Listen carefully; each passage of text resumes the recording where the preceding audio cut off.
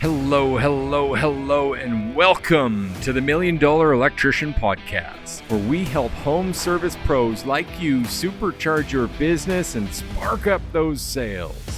I'm Joseph Lucani, and together with my co-host, Clay Newmeyer, we're here to share the secrets that have helped electricians sell over $1 million from a single service van. Now, it's time for sales. It's time for scale. It's time to become $1 million electrician.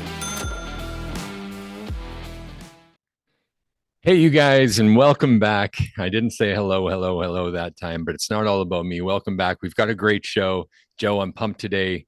We're going to go more into the small call and more into how your pricing is relative and how the pricing creates the next kind of problem. And you have to increase your value and how we could build value in these all important small calls that many of us need to build deep relationships with clients. Brother, are you ready to jump into that with me today? I'm so ready, and I can't wait to get into this because really that's the whole key. People start and say, like, how do I get involved and get these big tickets? Sometimes you don't start by getting a big ticket. It's proving your worth on the small ticket. We're going to tell you exactly how to do that today.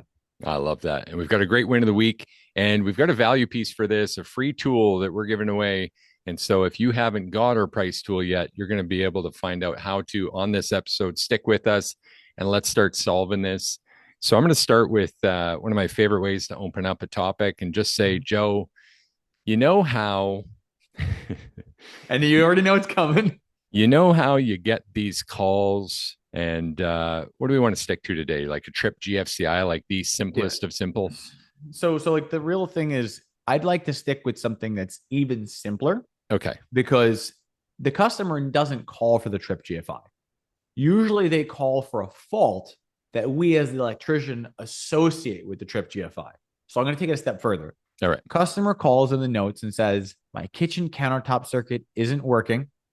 I've checked the breaker's not off, and my microwave doesn't work. There's got to be a short. Come fix it.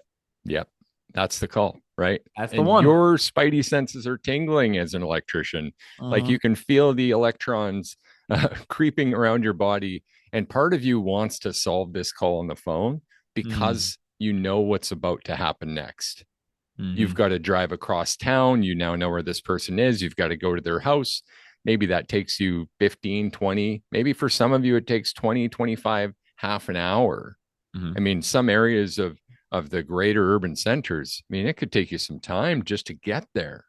But you don't want to lose the call and you don't want to set this person off. So you've probably even considered troubleshooting this on the phone and asking them to do some basic troubleshooting because of the pains you endure from traveling there, burning fuel, burning your time. You've already got the troubleshooting mapped out in your head. You know it's going to take you 5, 10, maybe 15 minutes to solve this.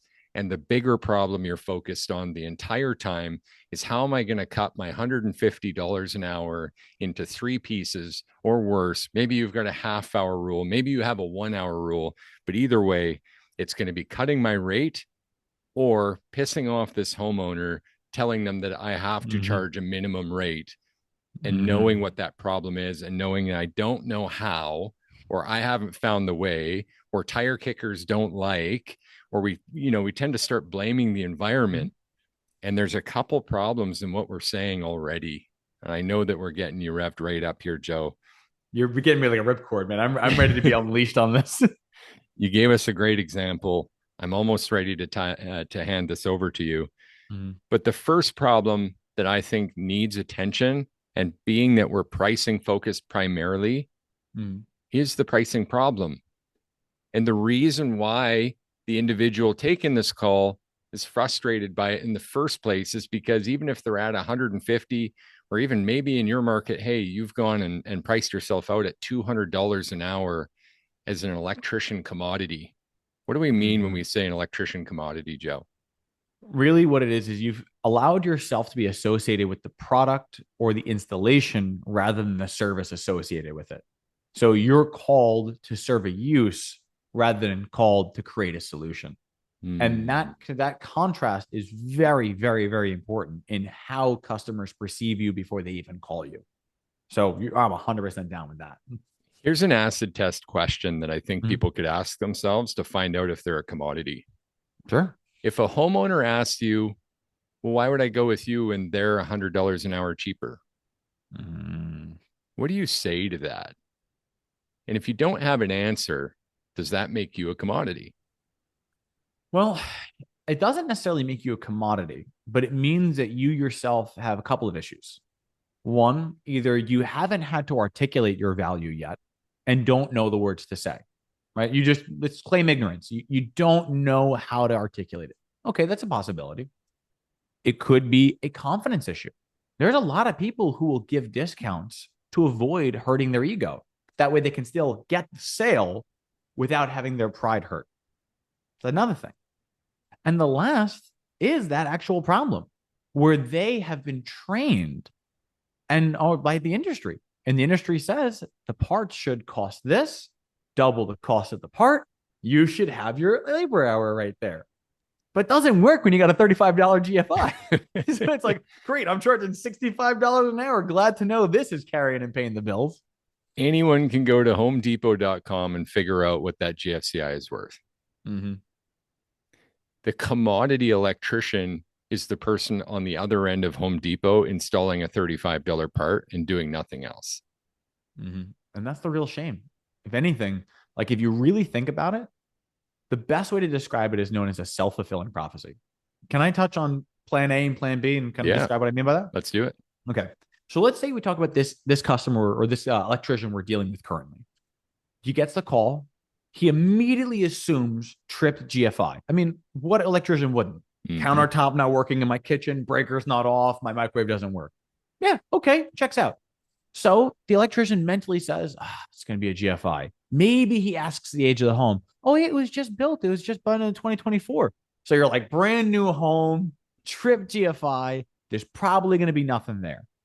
So this person shows up, and because they're focused and they already think they know the problem, they go right to the problem. And their goal is to get in and out as fast as possible to prevent their loss of their time. Hey, if I can do this in under 30 minutes, I can get in and out, get my 150 and bomb away to my next call. The thing is the reason why I call that a self-fulfilling prophecy is because they're focused on just solving that immediate issue and not learning of how it is emotionally affecting the client or offering other services. The value stops there. So because they're trying to rush, they're not going to be doing the full process. They're not going to be building the relationship, asking the questions, exploring the other things. So as a result, the customer sees them as a commodity. Guy came in, went right to the thing, pressed one button, handed me a bill. So that same customer now doesn't see any value in you because you yourself presented that way. So now they argue with you about the price, and you are now thinking, I freaking knew it. I knew before I even got to this call. I knew when I rolled into the driveway, these people were going to give me a problem. I'm just not going to take any more trip GFI calls, or I'm going to establish a minimum charge. But you, the electrician, caused that. So here's part B. Here's what we should do to actually diffuse that entire problem before you get there. Stop diagnosing it over the phone. Stop mentally diagnosing it on the van. Stop diagnosing it until you physically see the problem, because you're poisoning your own thought process. How do we not know that there's something more involved? We can't just assume this GFI. So what we do is we're going to create the relationship. We're going to go to the panel. We're going to explore the circuit connected and the device and figure out what tripped it in the first place. We're going to be there for about an hour doing an exploratory visit. And then we're going to create a range of solutions and clearly explain the pros and cons. If the customer still chose your bare minimum, there's no shame in that. But at least then they chose it with the comparison of all the other things you could have done. But more than likely, they're not going to take the minimum. So offer the solutions, create the value, and you'll be rewarded for it. Maybe not on every call, but on the overall calls you go, you'll have more sales, more satisfied customers, and less headache. I agree. And a couple of things stand out in my mind. Right off the bat is, instead of being the all-knowing expert, even though you do have that ability. You're the electrician here. You're the master electrician. You're the person they called. You're the authority. You're the subject matter expert. But that doesn't mean you should act that way. And instead, just flip that and be a curious student. Mm-hmm. Not of, I'm in your home to learn about electrical theory. You've already done that. You already understand enough.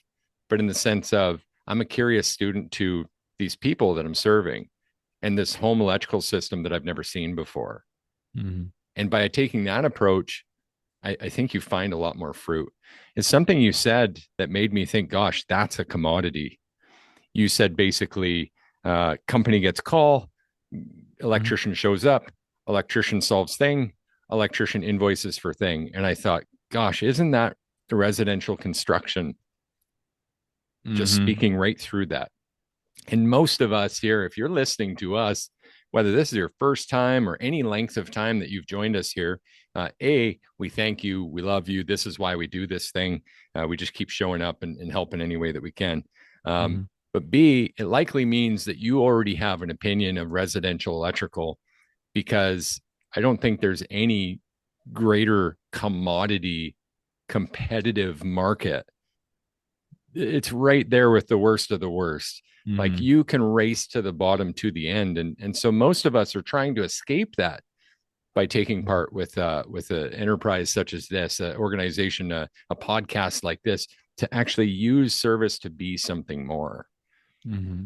And so the big suggestion that we have to move into, not just with what Joe said on how to actually create value, but that's actually the answer to the next problem that we need to create for you, which is the 150 won't actually float you in service. Mm-hmm. I actually want to change my call to action, because in the past, when we've talked about pricing, I think Mm-hmm. we've been really forward, Joe, about asking people to raise their rate.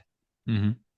And I want to give us credit, because I think that in the history of coaches and trainers and people saying, hey, raise your rate, there's been so many people, including myself at times, who have just set it arbitrarily. And you listeners, viewers deserve better than that. Mm-hmm. So on today's call, I don't even want to ask you to arbitrarily raise your rate to 300. I'm just going to give you the power of suggestion and knowing that the successful electricians in our groups, within our ranks, the ones that, hey, we're about to talk about win of the week here with Justin and Mm-hmm. his great month of January, even during a slow time, those are the guys that figure this out. They do their own math, they use a proven tool to do it that adds up. There's no argument at the end. And then they feel the force of needing to learn the value. So when Mm-hmm. I say I'm shrinking my call to action today, Joe, what Mm-hmm. I mean by that is don't raise your rates. Don't do it. But get our free tool and make your own assessment. Just just be a student of pricing for a day, put your own numbers in, and you tell me if the money's been adding up in the account. In fact, you don't even have to tell me, tell yourself. If you just do this thing and become aware of it, then it's just a matter of how many of these calls you go on before you realize, okay, this isn't working out for me. Okay, I'm going to need to do something. And then that next thing, that problem that Joe's helping you solve here today, that Justin's done very well, is how to create the value and the choice for every customer so that they could actually choose you even when your rate's now double or 50% or somewhere in between higher than it was before. I mean, I've seen people 3x. Mm-hmm. Anything to add to that, Joe, or should we jump right into Justin's win of the week? I mean, one thing I'm going to add is I want to add a personal experience to the fear that some people might be in going through this because, we tell you to raise your rates and, there's a concern, there's a fear. And it's not going to be, I can't do it in my market. It's not going to work here. I'm a one man show. I hear you. And I'm not going to tell you to raise your rate either. I just want to tell you what I experienced because I was 165 an hour and we were broke as a joke. Like we were broke at that rate. It just was not sustainable no matter how much work we did. And the concern was we were advised to raise the rate to over 250. Actually, it was over 300 at the time we were advised. And we literally shit our pants. We thought, we're like, there's no way we're going to be able to do this. And we eventually said, we'll try by $50. No one complained. Another 50. No one complained. Another 50. No one complained. Eventually, we got to 385 and we were booked out almost 3 to 4 weeks at a time. So the point I'm trying to explain here, and the only reason I'm making the comparison is I understand what you mean when you're afraid. and you don't think it's going to work. I thought people were going to literally have catapults outside of my shop just throwing generators through my windows. No one did. So the only person that is really worried about this happening is you. Mm-hmm. You're the one person. Your customers aren't going to be that person.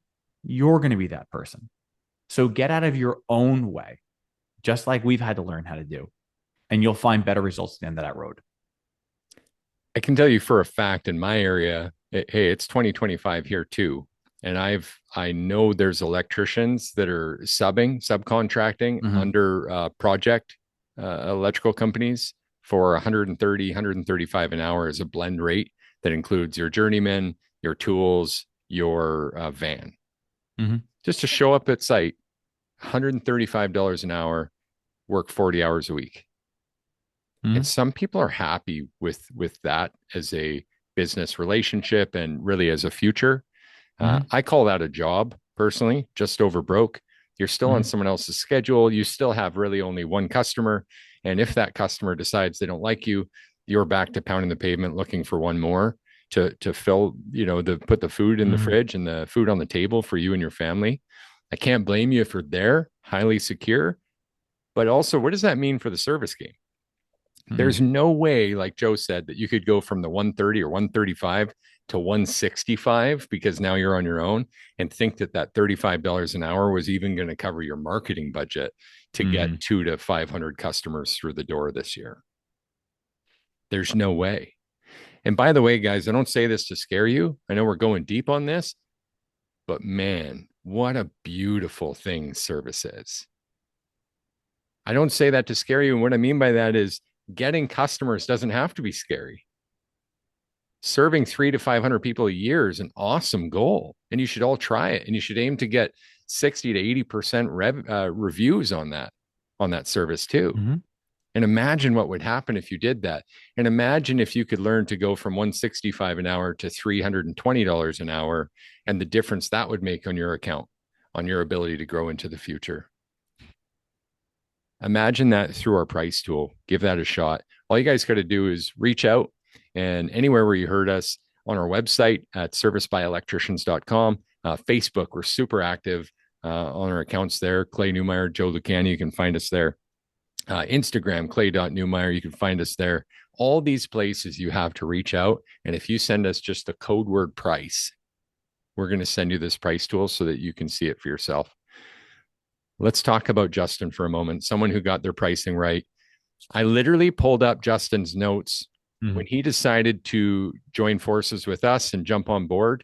Justin was doing about 25 to 30K a month, one-man operation, really early in his company.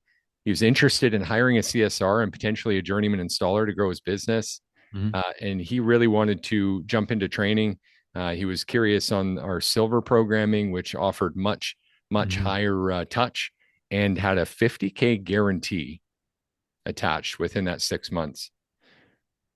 What I'm happy to report is that in January, usually considered a slow month, Joe, Mm-hmm. Justin just reported $95,000 in sales. I absolutely love that. And the thing that blows my mind there is that as an electrician who was really afraid of slow season and did everything we could to build against slow season, January and February were scary times. They just were. And to know that not only did he, what is it, triple where he was at, but that he now has a record amount. Like this was the best I've ever done in primarily the slowest month of the year, where everyone's looking back and saying, yeah, well, there's Christmas, and looking forward and go, yeah, there's taxes. And he closed 95,000. Like, guys, are you hearing this in the background? And we're literally starting off and saying, you can do this too. That's why I'm getting so jazzed and excited about it, because we're literally giving you the keys to the handcuffs. If you want to get out, start closing $95,000 months. And speaking of keys, Justin recently got keys to a new shop. He has that CSR in place and would not turn and go back. And he's got help in the field now.